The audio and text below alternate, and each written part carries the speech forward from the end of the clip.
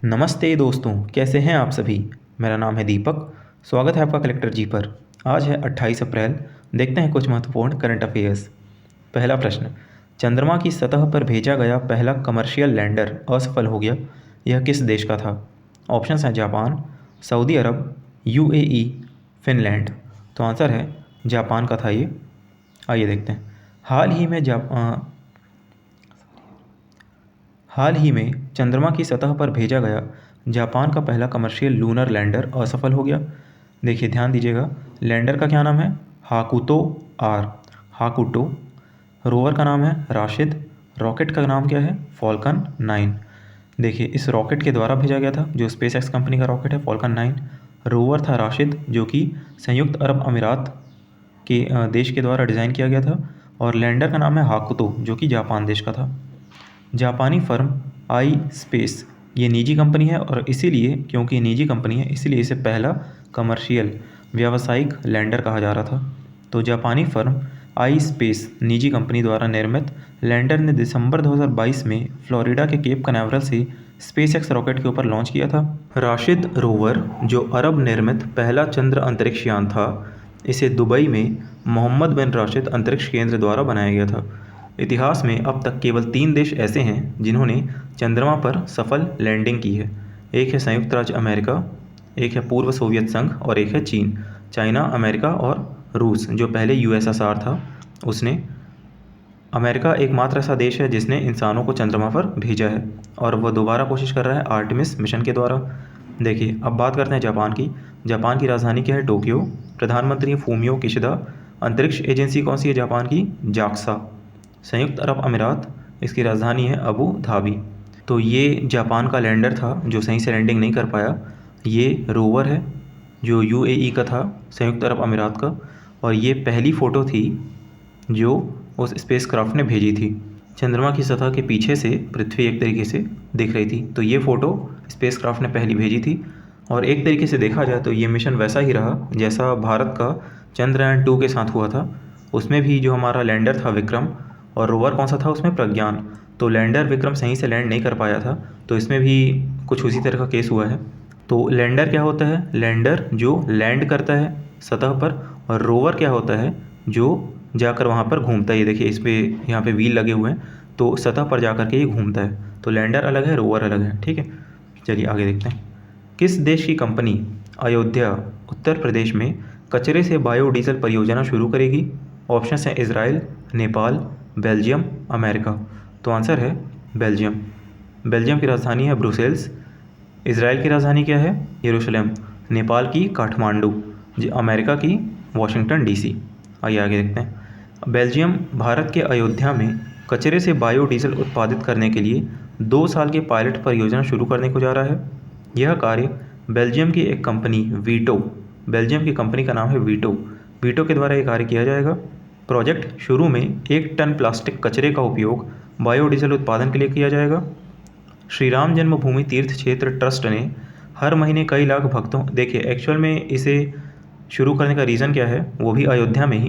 अयोध्या में जब राम मंदिर ओपन होगा, उद्घाटन होगा, तब वहाँ पे भीड़ बहुत ज़्यादा आने की उम्मीद है। मतलब उद्घाटन में भी और ऐसे भी भीड़ बहुत ज़्यादा रहेगी। तो भीड़ होगा तो वहाँ पर कचरा बहुत ज़्यादा होगा, और कचरा होगा तो उस कचरे के निस्तारण में मुश्किल भी आएगी। तो निस्तारण से बचने के लिए भी, और यहाँ पे देखिए बायोडीजल के लिए भी यूज़ भी हो जाएगा, वो बायोडीजल के लिए वो कचरा यूज़ भी हो जाएगा। तो ये एक तरीके से ऐसा आइडिया लगा करके ये किया जा रहा है। तो श्री राम जन्मभूमि तीर्थ क्षेत्र ट्रस्ट ने हर महीने कई लाख भक्तों के आगमन का अनुमान लगाया है, जो अधिक कचरे की उत्पत्ति करेंगे और कॉरपोरेशन के लिए एक बड़ी कचरे की निस्तारण समस्या पैदा करेंगे। बेल्जियम की राजधानी क्या है, देखिए ब्रुसेल्स। ब्रुसेल्स में किसका मुख्यालय है, एक तो यूरोपियन यूनियन का है और एक नाटो का मुख्यालय है। आगे देखते हैं। किस दिग्गज उद्योगपति को ऑर्डर ऑफ ऑस्ट्रेलिया पुरस्कार से सम्मानित किया गया। ऑप्शन है रतन टाटा, मुकेश अंबानी, अजीम प्रेमजी, गौतम अडानी। तो आंसर है रतन टाटा। उद्योगपति रतन टाटा को ऑस्ट्रेलिया का सर्वोच्च नागरिक सम्मान ऑर्डर ऑफ ऑस्ट्रेलिया प्रदान किया गया। रतन टाटा को क्यों प्रदान किया गया है, भारत और ऑस्ट्रेलिया के द्विपक्षीय संबंधों को मजबूत करने में उनके प्रयासों के लिए ये दिया गया है। रतन टाटा, जो कि कारोबार, इंडस्ट्री और परोपकारी कार्यों के दिग्गज हैं, उनके योगदान ने भारत में ही नहीं बल्कि ऑस्ट्रेलिया में भी काफ़ी महत्वपूर्ण प्रभाव डाला है। रतन टाटा ने 2022 में दो, भारत ऑस्ट्रेलिया आर्थिक सहयोग और व्यापारिक समझौते में बड़ी भूमिका निभाई थी। टाटा ग्रुप की company Tata consultancy services TCS की ऑस्ट्रेलिया इकाई में लगभग 17,000 कर्मचारी काम करते हैं। ऑस्ट्रेलिया में किसी भी भारतीय कंपनी में काम करने वाले कर्मचारियों की ये सबसे बड़ी संख्या है। तो ऑर्डर ऑफ ऑस्ट्रेलिया मिला है रतन टाटा को भारत और ऑस्ट्रेलिया के द्विपक्षीय संबंधों को मजबूत करने के लिए। आइए आगे देखते हैं। ऑस्ट्रेलिया की बात करें तो ऑस्ट्रेलिया की राजधानी है कैनबरा। यहाँ के प्रधानमंत्री कौन है? Anthony Albanese. और सम्राट कौन है? चार्ल्स तृतीय, जो कि ब्रिटेन के सम्राट हैं। तो वो ऑस्ट्रेलिया के सम्राट कैसे हो गए? क्योंकि ऑस्ट्रेलिया एक राष्ट्रमंडल देश है, एक कॉमनवेल्थ कंट्री है, ठीक है। अभी भी एक तरीके से ये कह सकते हैं कि राजतंत्र वहाँ पे मतलब राजतंत्रात्मक है, नाम मात्र का है लेकिन राजतंत्रात्मक है। जैसे भारत क्या है? रिपब्लिक है, रिपब्लिक ऑफ इंडिया, गणतंत्रात्मक, क्योंकि हमारा राष्ट्रपति हर 5 साल में एक बार इलेक्ट होता है, चुना जाता है। लेकिन वहाँ पर सम्राट का अभी भी एग्जिस्टेंस है, ऑस्ट्रेलिया में अस्तित्व अभी भी सम्राट का है। चलिए आगे देखते हैं। हाल ही में किस सार्वजनिक क्षेत्र के उपक्रम PSU पब्लिक सेक्टर अंडरटेकिंग्स को ग्लोबल गोल्ड अवार्ड 2023 प्रदान किया गया? ऑप्शन है NTPC, PGCIL, HPCL, ONGC। तो आंसर है PGCIL, पावर ग्रिड कॉरपोरेशन। हाल ही में महारत्न कंपनी PGCIL को गोल्डन ग्लोब अवार्ड 2023 प्रदान किया गया।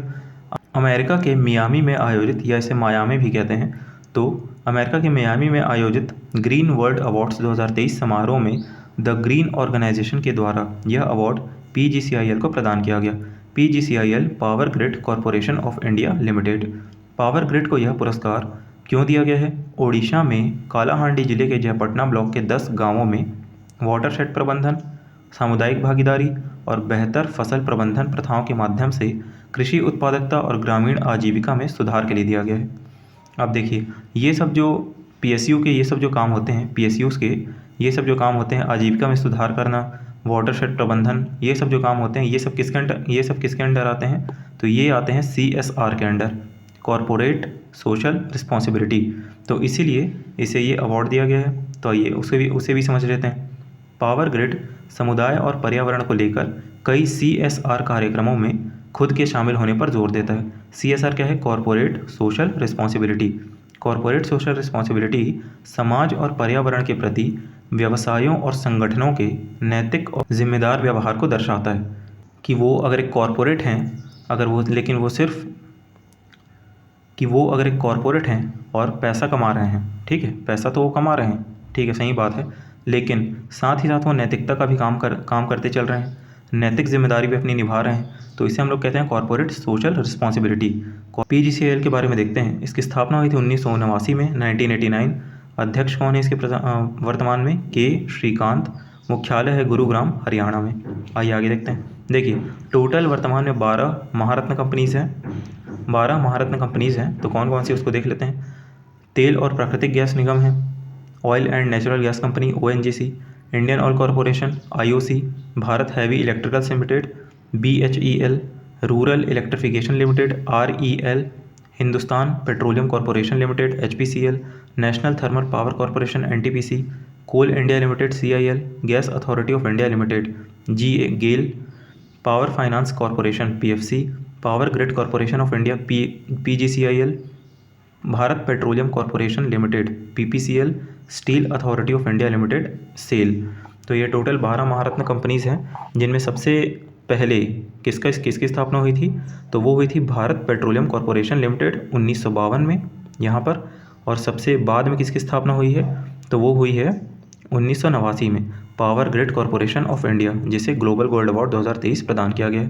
और 12वीं महारत्न कंपनी कौन सी थी जिसे महारत्न का दर्जा मिला? तो वो था REC, रूरल इलेक्ट्रिफिकेशन लिमिटेड।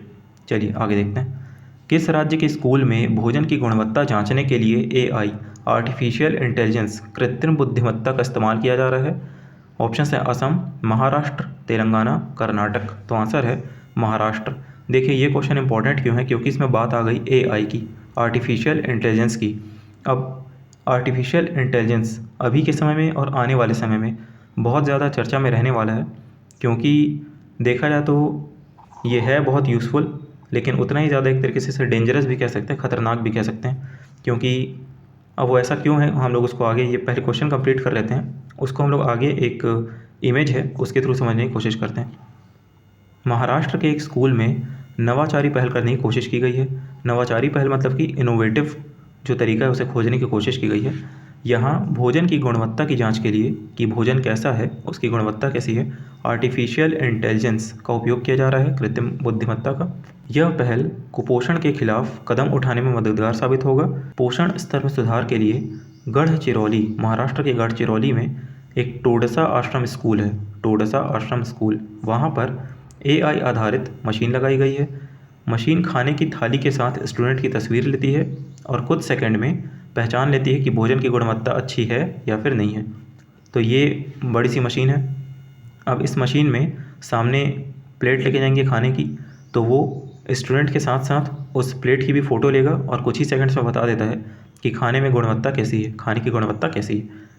देखिए इसे किसकी मदद से लगाया गया इस मशीन को स्कूल में, तो उद्योग यंत्र स्टार्टअप का नाम क्या है, उद्योग यंत्र स्टार्टअप की मदद से टोडसा आश्रम स्कूल में मशीन लगाई गई है।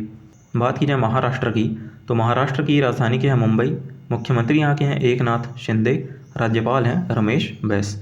अब देखिए लास्ट ईयर क्या हुआ था 2022 में, ये यहाँ पे एक तरीके से ये रोबोट की इमेज दिख रही है, ये रोबोट है। यहाँ पर ये 7 साल का बच्चा बैठा हुआ है, ठीक है। और यहाँ पर चेस का गेम हो रहा था, यहाँ पर भी एक चेस बोर्ड है बीच में, तो चेस का गेम हो रहा था। तो ये चेस गेम हो रहा था रशिया में। वहाँ पर क्या हुआ, ये जो बच्चा था ये खेल रहा था इस रोबोट के साथ। अब ये सिर्फ रोबोट है जिसमें आर्टिफिशियल इंटेलिजेंस इम्पोज नहीं किया गया है, ठीक है। तो ये सिर्फ रोबोट है जो प्रोग्रामेबल है। तो खेलते खेलते क्या हुआ था, कुछ भी रीज़न रहा हो, लेकिन इस रोबोट ने इस बच्चे की उंगली पकड़ी और तोड़ दी थी, उंगली को इसने तोड़ दिया था। अब कुछ भी रीज़न रहा हो कि रोबोट मिस इंटरप्रेट कर गया, उसे कुछ गलत लगा होगा कि बच्चा बहुत जल्दी खेल रहा है, या कुछ भी रीज़न रहा हो, लेकिन उसने इस बच्चे की उंगली तोड़ दी थी। तो यहाँ पे ये इस तरीके से फिर बचाने के लिए लोग आ गए थे। तो ये सिर्फ रोबोट है जिसमें AI अभी नहीं है, तो ये हाल है, जो सिर्फ प्रोग्रामेबल है, प्रोग्राम्ड है। तो जब AI आ जाएगा, AI मतलब क्या है, एक तरीके से उसमें सोचने समझने की शक्ति हम लोगों के द्वारा दे दी जाएगी, इंसान के द्वारा। तो जब वो सोचने समझने लग जाएगा तब तो फिर कहा ही नहीं जा सकता कि मतलब उसके परिणाम कॉन्सिक्वेंसेस हो सकता है कि भयानक परिणाम हो, कह नहीं सकते। हो सकता है कि अच्छे भी हों, लेकिन हो सकता है कि बहुत ख़तरनाक भी हो सकते हैं वो। जैसे कि जो दुनिया के सबसे एक तरीके से पावरफुल आदमी हम जिनको कह सकते हैं, इलॉन मस्क का खुद कहते हैं कि AI बहुत ही डेंजरस है, आने वाले समय पे बहुत ख़तरनाक साबित होगा। इंसान ने अभी तक AI को तो पूरी तरीके से कॉन्कर नहीं किया है, मतलब AI पे पूरी तरीके से सफलता नहीं पाई है, लेकिन इंसानी दिमाग इतना तेज़ तो है कि वो कुछ भी कर सकता है। जहाँ पहले सोच नहीं सकते थे, तो आज वो चंद्रमा पर जाकर बैठ गए, मार्स पर जाकर बैठने की बात करते हैं, मंगल ग्रह पर। तो इसीलिए आने वाला समय देखने लायक होगा कि किस तरीके से चीज़ें कैसी होती। तो चलिए ठीक है, आगे देखते हैं। A resurgent North East narratives of change किताब के लेखक कौन हैं? ऑप्शंस हैं बोरिया मजुमदार, आशीष कुंद्रा, पीयूष बबेली, MA हसन। तो आंसर है आशीष कुंद्रा। बोरिया मजुमदार, इनकी कौन सी बुक है?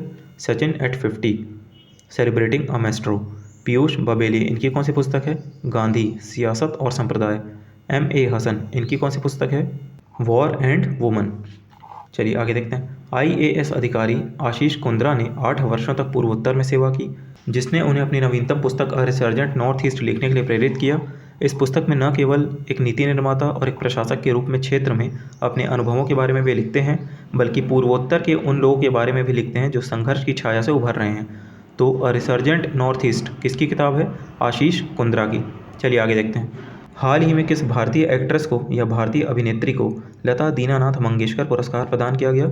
ऑप्शन है हेमा मालिनी, जया बच्चन, विद्या बालन, कंगना राणावत। तो आंसर है विद्या बालन। देखिए पहले आशा भोसले को यह अवार्ड मिला था और उन्हीं के साथ साथ विद्या बालन को भी अवार्ड मिला है। विद्या बालन को लता दीनानाथ मंगेशकर पुरस्कार से सम्मानित किया गया। इनके अलावा यह पुरस्कार दिग्गज गायिका आशा भोसले ने भी प्राप्त किया है।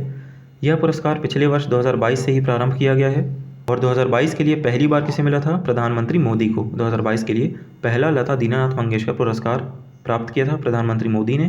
प्रत्येक वर्ष यह सम्मान किसी ऐसे व्यक्ति को प्रदान किया जाता है जिसने हमारे देश, इसके लोगों और हमारे समाज के लिए महत्वपूर्ण और उल्लेखनीय योगदान दिया हो।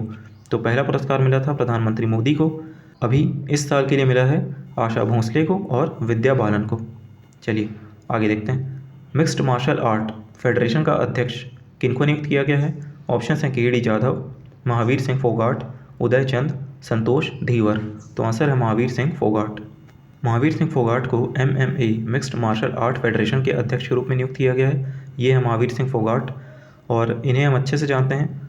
हम सभी ने दंगल मूवी तो देखी है। दंगल मूवी में जिनका कैरेक्टर प्ले किया था आमिर खान ने, ये वही है महावीर सिंह फोगाट। महावीर सिंह फोगाट भारत में मिक्स्ड मार्शल आर्ट्स को बढ़ावा देने के लिए जिम्मेदार होंगे। मिक्स्ड मार्शल आर्ट्स एक फुल कॉन्टैक्ट कॉम्बैट स्पोर्ट है जिसमें स्ट्राइकिंग, ग्रैपलिंग और ग्राउंड फाइटिंग शामिल है। इसमें दुनिया भर की विभिन्न युद्धक खेलों की तकनीकों को शामिल किया गया है। तो मिक्स्ड मार्शल आर्ट फेडरेशन के अध्यक्ष महावीर सिंह फोगाट जी। चलिए लास्ट क्लास को रिवाइज करते हैं। नेस्कॉम का नया चेयरपर्सन या अध्यक्ष किन्हें नियुक्त किया गया? अनंत माहेश्वरी। सिपरी की रिपोर्ट के अनुसार सर्वाधिक सैन्य खर्च वाले देशों में भारत कौन से स्थान पर है? चौथे स्थान पर। भारत की पहली वाटर मेट्रो का प्रारंभ कहाँ किया गया? केरल में। हाल ही में किसे अप्रवासी उपलब्धि पुरस्कार इमिग्रेंट अचीवमेंट अवार्ड 2023 के लिए चुना गया? नीली बेंदापुड़ी। हाल ही में किस गांव को भारत के पहले गांव की संज्ञा दी गई है? जो पहले भारत का अंतिम गांव था और अब वहां पर पहला गांव का बोर्ड लगा दिया गया है, तो वो भारत का पहला गांव कहला रहा है। तो वो है माणा, जो कि उत्तराखंड में है। दुनिया का दूसरा सबसे गहरा ब्लू होल कहाँ खोजा गया? युकाटन प्रायद्वीप, जो कि मैक्सिको में है। किस क्रिकेट स्टेडियम के वेस्ट स्टैंड का नाम सचिन तेंदुलकर के नाम पर रखा गया है? Sharjah cricket stadium. विश्व बौद्धिक संपदा दिवस कब मनाया जाता है? 26 अप्रैल को। Okay, thank you. तो ये थी आज की क्लास। मिलते हैं नेक्स्ट वीडियो में। तब तक के लिए आप लोग स्वस्थ रहिए, मस्त रहिए, ध्यान रखिए अपना। Thank you so much.